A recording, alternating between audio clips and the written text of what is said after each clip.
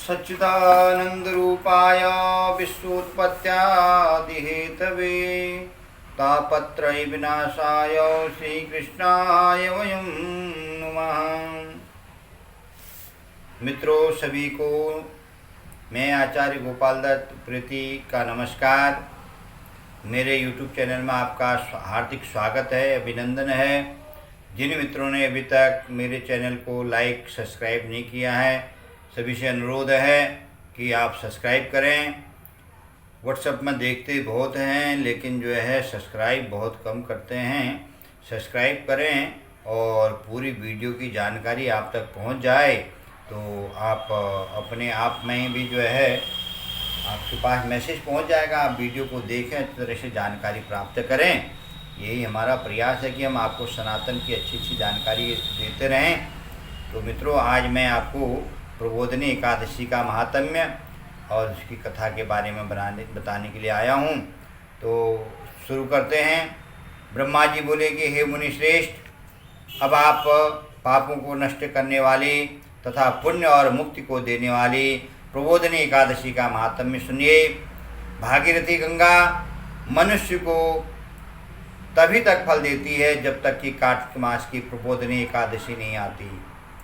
तीर्थ, नदी, समुद्र आदि भी तभी तक फल देते हैं जब तक प्रबोधिनी एकादशी नहीं आती। कार्तिक मास के शुक्ल पक्ष की प्रबोधिनी एकादशी के व्रत का फल 1 सहस्त्र अश्वमेघ यज्ञ तथा 100 राजसूय यज्ञ के फल के बराबर होता है। नारद जी ने पूछा कि हे पिता, एक संध्या को भोजन करने से, रात्रि में भोजन करने तथा पूरे दिन उपवास करने से क्या क्या फल मिलता है, और आप समझाइए। तब ब्रह्मा जी ने कहा कि नारद, एक संध्या को भोजन करने से, 2 जन्म के तथा पूरे दिन उपवास करने से 7 जन्म के समस्त पाप नष्ट हो जाते हैं। जिस वस्तु का त्रिलोक में मिलना दुष्प्राप्य है, वह वस्तु प्रबोधिनी एकादशी के व्रत से मिल जाती है। प्रबोधिनी एकादशी के व्रत के प्रभाव से सुमेरु पर्वत के समान महान पाप भी क्षण मात्र में ही नष्ट हो जाते हैं। अनेकों पूर्व जन्म के किए हुए बुरे कर्मों को प्रबोधिनी एकादशी का व्रत क्षण भर में नष्ट कर देता है। जो मनुष्य अपने स्वभाव के अनुसार इस प्रबोधिनी एकादशी का विधि पूर्वक व्रत करते हैं, उन्हें पूर्ण फल प्राप्त होता है।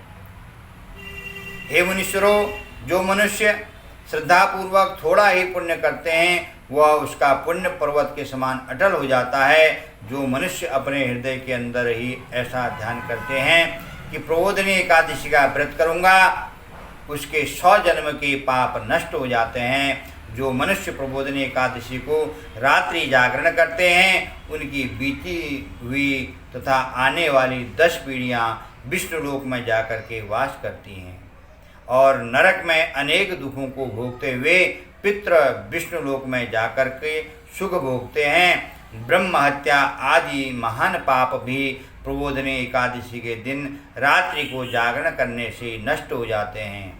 प्रबोधिनी एकादशी को रात्रि को जागरण करने का फल अश्वमेघ आदि यज्ञों के फल के से अधिक होता है। समस्त तीर्थों में जाने तथा गौ, स्वर्ण, भूमि आदि के दान का फल कार्तिक मास के शुक्ल पक्ष की प्रबोधिनी एकादशी के रात्रि के जागरण के फल के बराबर होता है। इस संसार में उसी का जीवन सफल है जिसने प्रबोधिनी एकादशी के व्रत के द्वारा अपने कुल को पवित्र किया है। संसार में जितने भी तीर्थ हैं तथा जितने भी तीर्थों की आशा की जा सकती है, वह प्रबोधिनी एकादशी का व्रत करने वाले के घर में रहते हैं। मनुष्य के समस्त कर्मों को त्यागते हुए भगवान की प्रसन्नता के लिए कार्तिक मास की प्रबोधिनी एकादशी का व्रत करना चाहिए। जो मनुष्य इस एकादशी के व्रत को करता है, वह धनवान, योगी, तपस्वी तथा इंद्रियों को जीतने वाला होता है, क्योंकि वह एकादशी भगवान विष्णु की अत्यंत प्रिय है। इसके व्रत के प्रभाव से मनुष्य पुनः जन्म नहीं लेता। इस व्रत के प्रभाव से कामिक, वाचिक और मानसिक तीनों प्रकार के पाप नष्ट हो जाते हैं। इस एकादशी के दिन जो मनुष्य भगवान की प्राप्ति के लिए दान, तप, होम, यज्ञ आदि करते हैं उन्हें अक्षय पुण्य मिलता है। प्रबोधिनी एकादशी के दिन भगवान की पूजा करने से बाल, यौवन, वृद्ध अवस्था में समस्त जो भी पाप किए हैं वो नष्ट हो जाते हैं। इस एकादशी की रात्रि को जागरण करने का फल सूर्य ग्रहण के समय स्नान करने के फल के सहस्त्र गुना अधिक होता है। मनुष्य जन्म से लेकर के जो पुण्य करता है वह पुण्य प्रबोधिनी एकादशी के व्रत के पुण्य के सामने व्यर्थ है।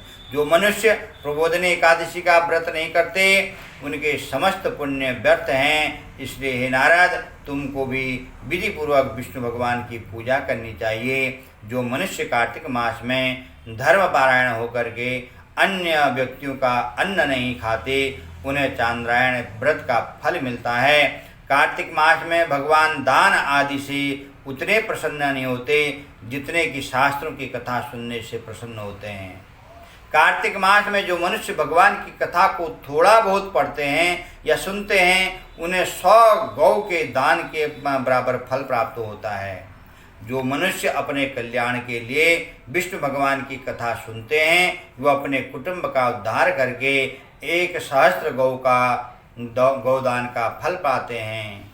जो मनुष्य प्रबोधिनी एकादशी के दिन विष्णु की कथा सुनते हैं उन्हें 7 दीपों के दान का फल मिलता है।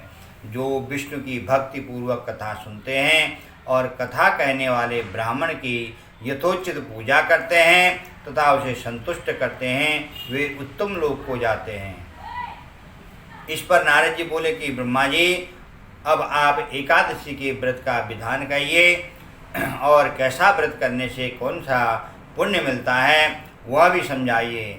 ब्रह्मा जी बोले कि हे नारद, इस एकादशी के दिन मनुष्य को ब्रह्म मुहूर्त में उठना चाहिए और नदी, तालाब, कुआं आदि पर स्नान करके व्रत का नियम ग्रहण करना चाहिए। उस समय भगवान के से विनय करनी चाहिए कि हे भगवान, आज मैं निराहार रहूँगा और दूसरे दिन भोजन करूँगा, इसलिए आप मेरी रक्षा करें। इस प्रकार विनय करके भगवान की पूजा करनी चाहिए और व्रत प्रारंभ करना चाहिए। उस रात्रि को भगवान के समीप गीत, नृत्य, बाजे तथा कीर्तन के समय व्यतीत करना चाहिए। प्रबोधिनी एकादशी के दिन कृपणता को त्याग करके बहुत से पुष्प, अगरबत्ती, धूप आदि से भगवान की आराधना करनी चाहिए। शंख के जल से भगवान को अर्घ देना चाहिए। इसका फल तीर्थदान आदि से करोड़ों गुना अधिक होता है। जो मनुष्य अगस्त्य पुष्प से भगवान की पूजा करते हैं उनके सामने इंद्र भी हाथ जोड़ते हैं। कार्तिक मास में जो बिल्व पत्र से भगवान की पूजा करते हैं उन्हें अंत में मुक्ति मिलती है। कार्तिक में जो मनुष्य तुलसी जी से भगवान की पूजा करता है उसके 10,000 जन्म के समस्त पाप नष्ट हो जाते हैं। जो मनुष्य इस नाम से श्री तुलसी जी के दर्शन करते हैं या छूते हैं या ध्यान करते हैं अथवा कीर्तन करते हैं या रोपण अथवा सेवा करते हैं वह 1000 कोटि युग तक भगवान के घर में रहते हैं। जो मनुष्य तुलसी का पेड़ लगाते हैं उनके कुटुंब में जो पैदा होते हैं प्रलय के अंत तक विष्णु लोक में रहते हैं। जो भगवान के कदम पुष्प की पूजा करते हैं वह यमराज के दुखों को नहीं पाते। समस्त मनोवांछाओं की पूजा करने वाले भगवान कदम पुष्प को देख करके अत्यंत प्रसन्न हो जाते हैं। यदि उनकी कदम पुष्प से पूजा की जाए तो फिर बात ही क्या। जो गुलाब के पुष्प से भगवान की पूजा करते हैं उन्हें मुक्ति मिलती है। जो बकुल और अशोक के फूलों से भगवान की पूजा करते हैं वे अनंत काल तक शोक से रहित हो जाते हैं। जो मनुष्य विष्णु भगवान की सफ़ेद और लाल कनेर के फूलों से पूजा करते हैं उन पर भगवान अत्यंत प्रसन्न होते हैं। जो मनुष्य विष्णु भगवान की दुर्वा दल से पूजा करते हैं वे पूजा के फल से 100 गुना अधिक फल पाते हैं। जो भगवान की शमी पत्र से पूजा करते हैं वे भयानक यमराज के मार्ग को सरलता से पार कर जाते हैं। जो मनुष्य चंपक पुष्प से भगवान विष्णु की पूजा करते हैं वे आवागमन के चक्र से छूट जाते हैं। जो मनुष्य स्वर्ण का बना हुआ केतकी पुष्प भगवान को चढ़ाते हैं, उनके करोड़ों जन्म के पाप नष्ट हो जाते हैं। जो पीले और रक्त वर्ण कमल से सुगंधित फूलों से भगवान की पूजा करते हैं, उन्हें श्वेत दीप में स्थान मिलता है। इस प्रकार रात्रि में भगवान की पूजा करके प्रातःकाल शुद्ध जल की नदी में स्नान करना चाहिए। स्नान करने के पश्चात भगवान की प्रार्थना करते हुए घर आकर भगवान की पूजा करनी चाहिए। इसके बाद व्रत के लिए ब्राह्मणों को भोजन कराना चाहिए और दक्षिणा दे करके मीठे वाक्यों के द्वारा उनको विदा करना चाहिए। इसके उपरांत भोजन, गौ और दक्षिणा से गुरु की पूजा करनी चाहिए और ब्राह्मणों को भूसी दक्षिणा दे करके नियम को छोड़ना चाहिए। जो नियम व्रत में लिए थे वो नियम छोड़ने चाहिए। ब्राह्मण को रात्रि में भोजन करावें। स्वर्ण सहित बैल का दान करना चाहिए। जो मनुष्य रात्रि स्नान करते हैं उन्हें दही और शहद का दान करना चाहिए। जो मनुष्य फल की आशा करते हैं उन्हें फल दान करना चाहिए। तेल की जगह घी और घी की जगह दूध और अन्नों में चावल दान करना चाहिए। जो मनुष्य इस व्रत में भूमि शयन करते हैं उन्हें सब वस्तुओं सहित शय्या दान करना चाहिए। जो मौन धारण करते हैं उन्हें स्वर्ण सहित तिल दान करना चाहिए। जो मनुष्य कार्तिक मास में उपान धारण करते हैं उन्हें उपान दान करना चाहिए। जो इस मास में नमक त्यागते हैं उन्हें शक्कर दान करनी चाहिए। जो मनुष्य नित्य प्रति देव मंदिरों में दीप जलाते हैं उन्हें स्वर्ण या तांबे के दीप को घी तथा बत्ती सहित दान करना चाहिए। जो मनुष्य चतुर्मास व्रत की सभी वस्तुओं को त्याग देते हैं उन्हें उस दिन से पुनः ग्रहण करना चाहिए। जो मनुष्य प्रबोधिनी एकादशी के दिन विधि पूर्वक व्रत करते हैं उन्हें अनंत सुख मिलता है और अंत में स्वर्ग को जाते हैं। जो मानव चातुर्मास व्रत को बिना किसी विघ्न के पूरा कर देते हैं उन्हें दोबारा जन्म नहीं मिलता। जिन मनुष्यों का व्रत खंडित हो जाता है उन्हें दोबारा प्रारंभ कर लेना चाहिए। जो मनुष्य इस एकादशी की महात्म्य को सुनते हैं, को पढ़ते हैं, उन्हें अनेक गौदान का फल मिलता है और पूजा करने के बाद में, कथा सुनने के बाद में ब्राह्मणों को दान दक्षिणा देनी चाहिए। मित्रों, इस प्रकार प्रबोधिनी एकादशी की कथा मैंने आपको सुनाई। तो अब इसमें जो है ब्राह्मण के मुख से कथा सुनने के बाद में दान देने का विधान है। तो आप कथा सुने और दान के स्वरूप में जो है आप मेरे वीडियो को लाइक करें, सब्सक्राइब करें।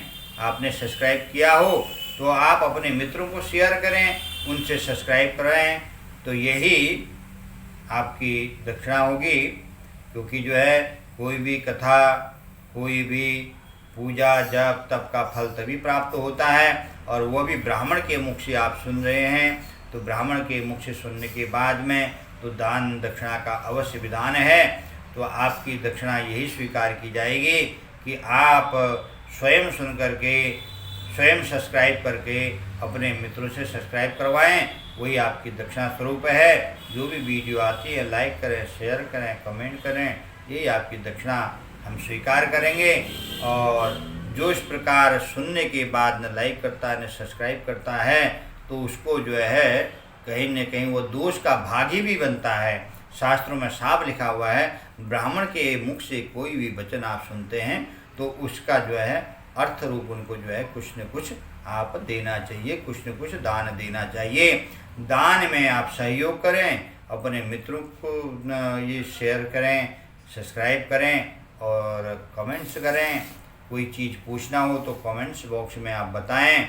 तो यही आपकी दक्षिणा होगी। और सुनने के बाद थोड़ा सा खोलें और फिर छोड़ दें तो कहीं न कहीं दोष के भागी आप भी बनेंगे। तो इसलिए सभी से प्रार्थना है कि लाइक, सब्सक्राइब और शेयर करें। आपने सब्सक्राइब किया तो मित्रों से सब्सक्राइब करें, यही आपकी दक्षिणा है। जय श्री गोविंदा, जय श्री गोविंदा, जय श्री गोविंदा।